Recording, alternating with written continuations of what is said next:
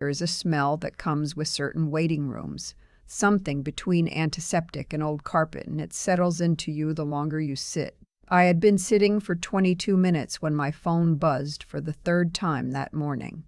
I did not look at it. I already knew who it was. My daughter had been calling since Thursday. It was now Saturday. 2 days of missed calls, 2 days of voicemails I had listened to once, and then set face down on the kitchen counter like something I was not ready to pick up again. Her voice on those recordings was the voice I had not heard since she was 16 and wanted something she knew she had no right to ask for. Smooth, patient. The kind of patient that is not really patience at all, but calculation, wearing a polite face. I am 64 years old. I have lived in the same house in Oakville for 31 years. I raised my daughter in that house, in the bedroom with the window that looks out over the backyard maple, the one that turns a color every October that I still have no name for.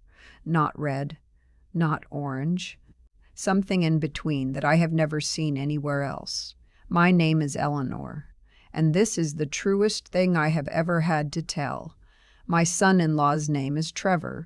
I want to be careful about how I describe him because I spent 2 years trying to see the good in him, and I found some. He is not a simple villain. He is something more ordinary than that, which is almost worse. He is a man who looks at things and immediately calculates what they are worth and what it would take to get them. He did that with my daughter. He did it with me. He did it with me. He did it with the cottage. The cottage is the thing you need to understand. My husband Gerald passed 7 years ago. Pancreatic cancer, diagnosed in March, gone by August. We had 41 years together, and the thing I think about most is not the big moments, but the ordinary ones. The way he made coffee, how he always left one light on for me when I worked late. The cottage up near Georgian Bay, north of Collingwood, that we bought the year our daughter was born and drove to every single summer without exception, even the summer he was sick, even that summer, because he wanted to see the water one more time. He left it to me. He left everything to me, which was right and which was simple, because it was always ours together, and then it became only mine. The cottage sat on about 2 acres of waterfront. Property values up there had gone somewhere I could not have imagined when we bought it.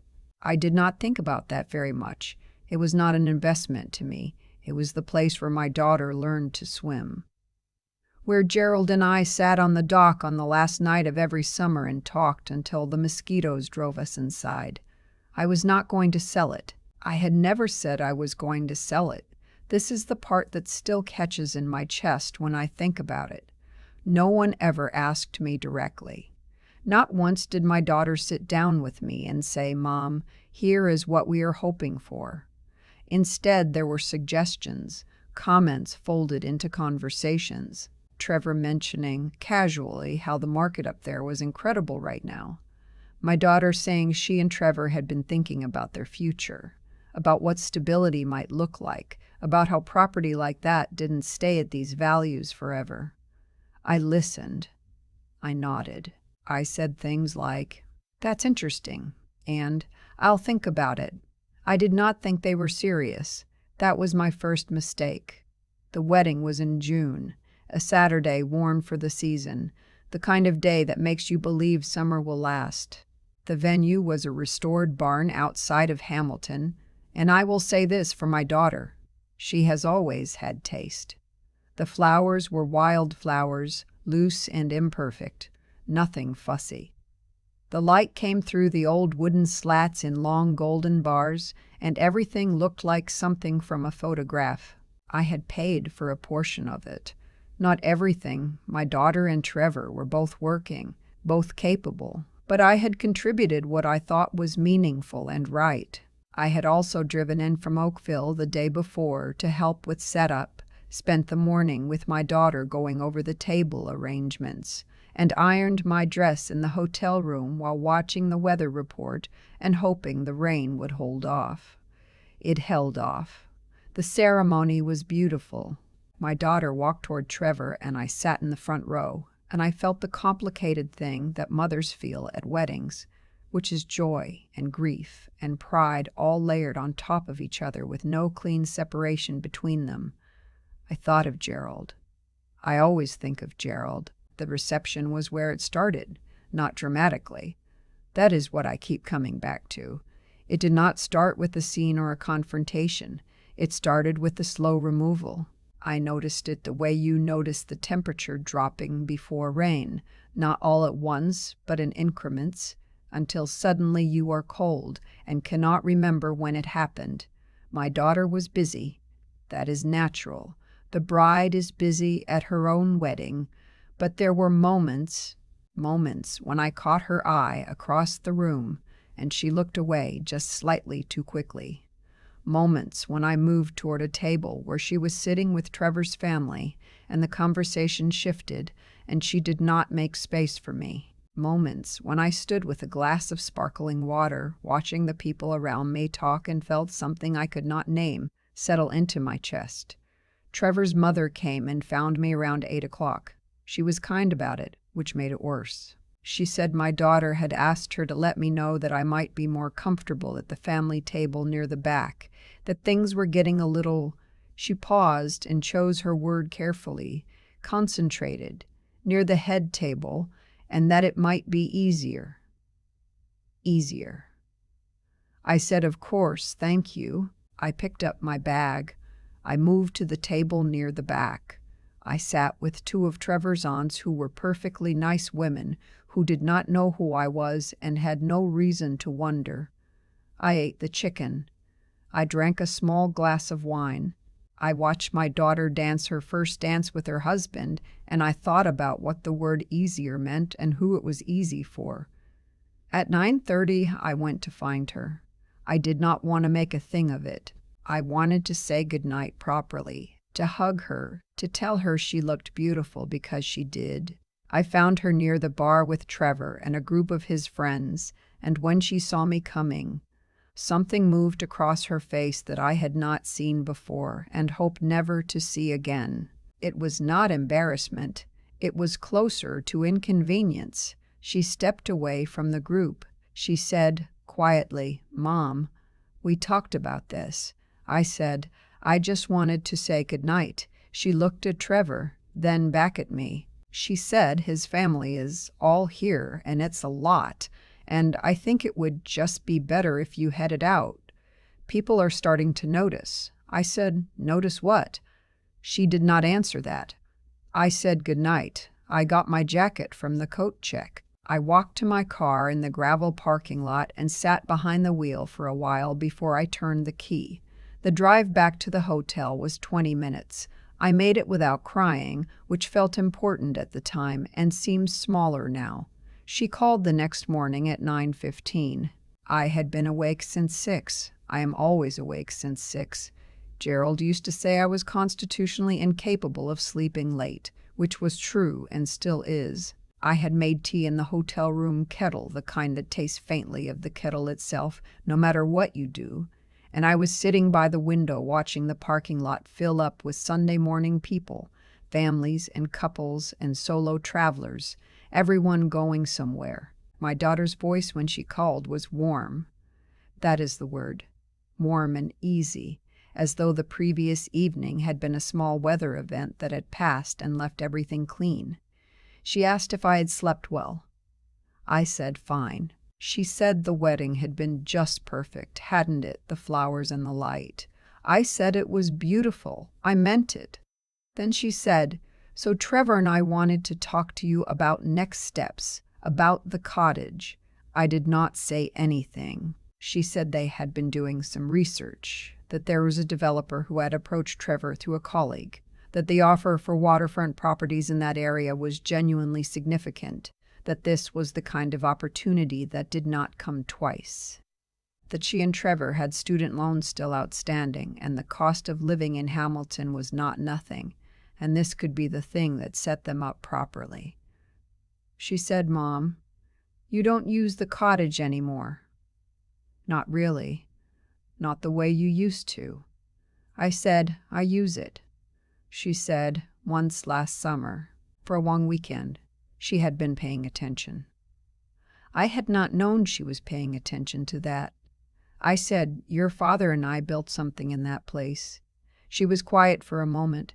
Then she said, "I know, and we honor that. But Dad is gone. And you have the Oakville house. You don't need both." I don't need both. 31 years in that cottage. Gerald's handwriting still penciled on the inside of the pantry door, where he measured our daughter's height every summer, until she told him she was too old for that. The tech we replaced together the summer before he got sick, because he said the old boards were finally done.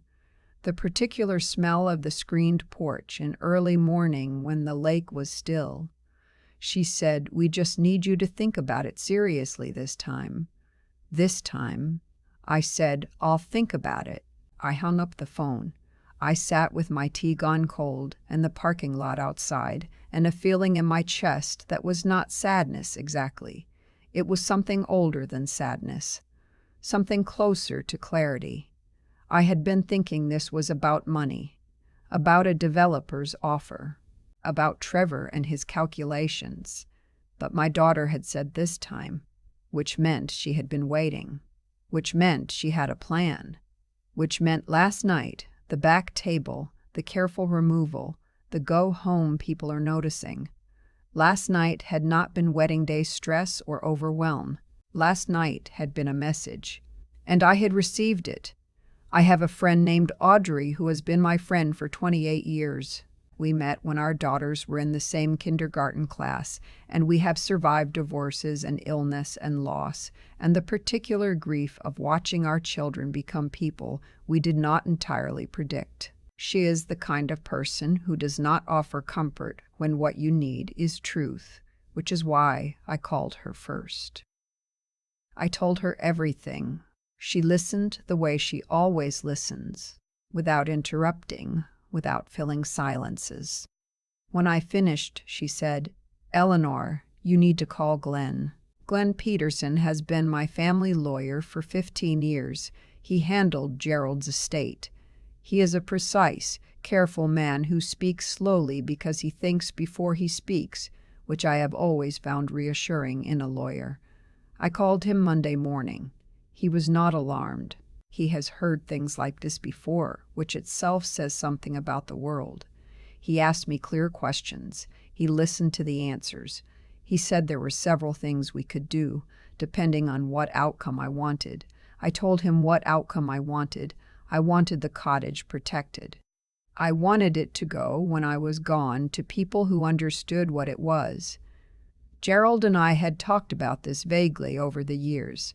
The idea of leaving it to a conservation trust or to a family fund or simply ensuring it stayed intact rather than being subdivided and developed.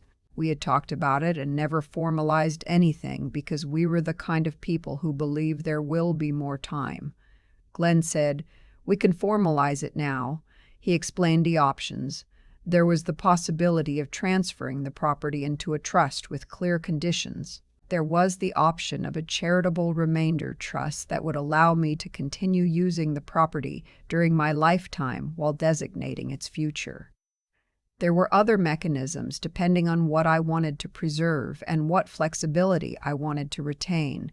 We met in his office on Thursday. It smelled like the particular smell of places where serious things get decided.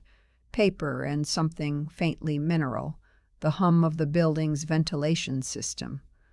I brought everything he asked for. We talked for 2 hours. I signed 3 documents. When I left, I felt something I was not expecting. Not triumph, not anger. Something quieter. Something that felt like keeping a promise to someone who was no longer there to see it. My daughter called on Friday, then twice on Saturday. She left voicemails each time in that smooth, patient voice. I called her back on Sunday after church. I do not go to church every week. I went that week because I needed to sit somewhere quiet with other people and think about what I was going to say. She answered on the second ring. She said, "Mom, I've been trying to reach you. I said, I know, I'm sorry for the delay. She said, have you had a chance to think about what we discussed? About the cottage? Trevor has a call with the developer on Tuesday, and it would really help to have some clarity before then.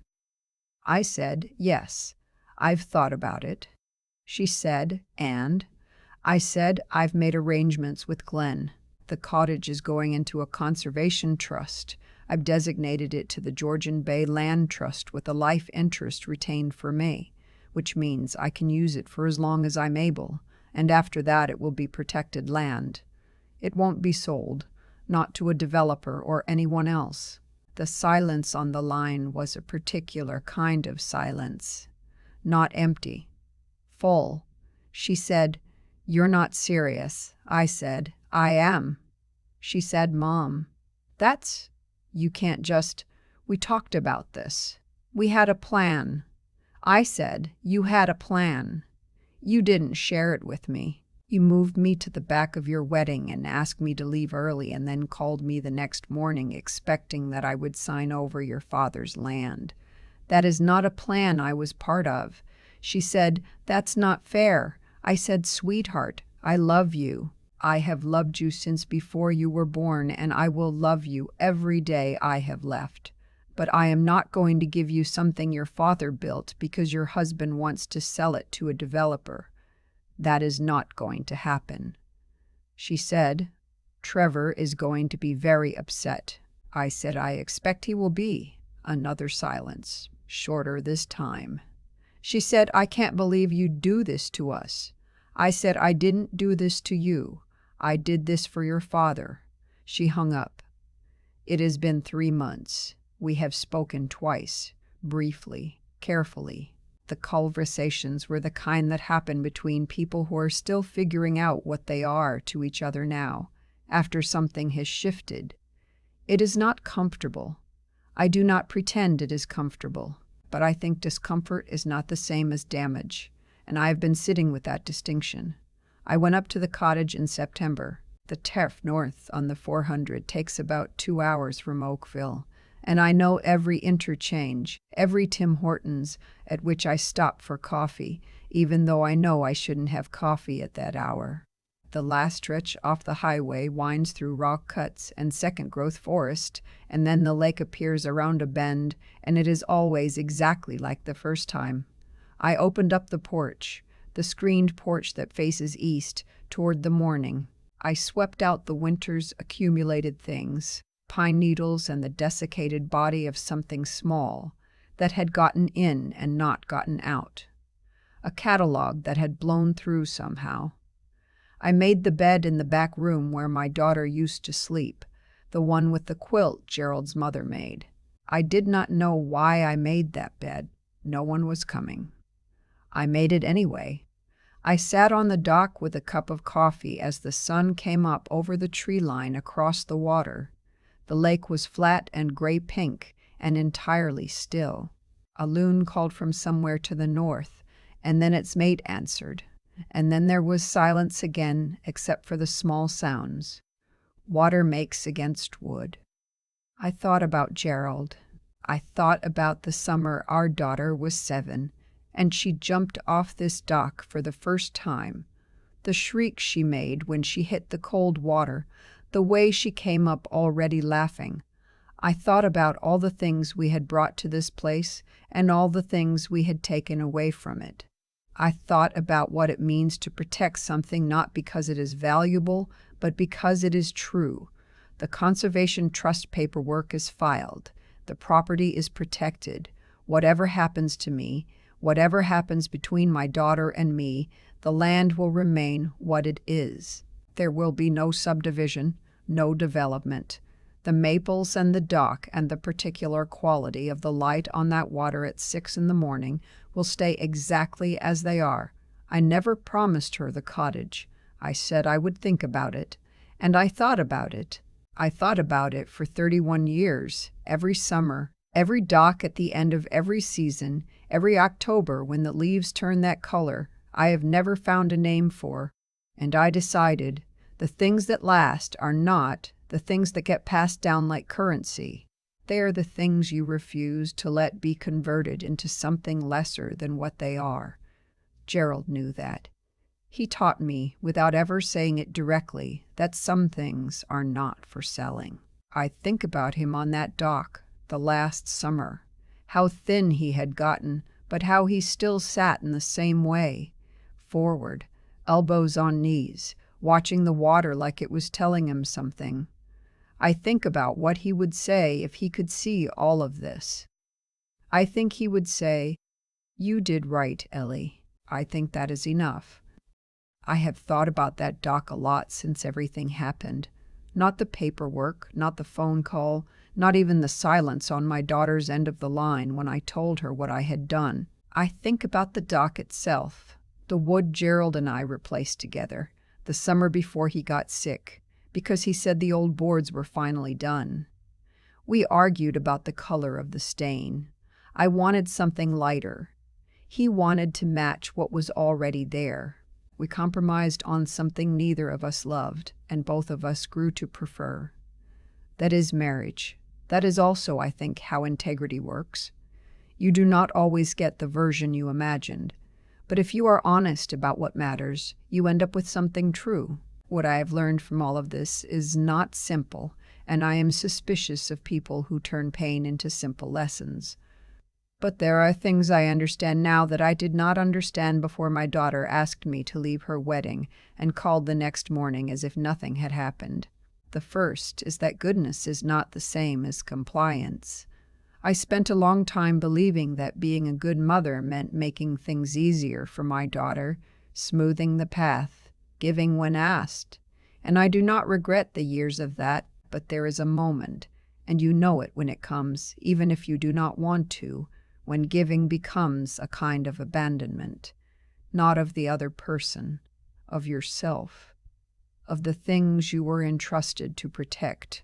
I was not protecting the cottage out of stubbornness or grief or any desire to punish my daughter. I was protecting it because it was right, because Gerald built something there that deserved to remain what it was, doing right by someone you love, even when they cannot see it, even when they are angry with you for it. That is not cruelty. That is the deepest kind of care I know. The second is that clear thinking is an act of love. I could have let emotion make the decision for me. I was hurt after that wedding. I will not pretend otherwise. But hurt is not a strategy. I called Audrey because she would tell me the truth. I called Glenn because he knew what the options actually were. I sat with the information before I acted, and I acted from a place of understanding, not reaction. That clarity did not come easily. It required me to slow down when every instinct said to respond, to push back, to make my daughter understand what she had done. I am glad I waited. The textage I made from stillness was the one I could live with. The third is that endurance is quiet. My daughter may not speak to me the way she used to. Not yet, maybe not for some time. I do not know how this resolves. But I have sat on that dock every morning of the week I spent up at the cottage in September, and I have felt something I can only describe as solid, not happy exactly, but settled, rooted. The kind of feeling that comes when you have done what you knew was right and have not flinched from it, even when it cost you something. Gerald used to say that the things worth keeping were the things you had to choose, over and over, not just once.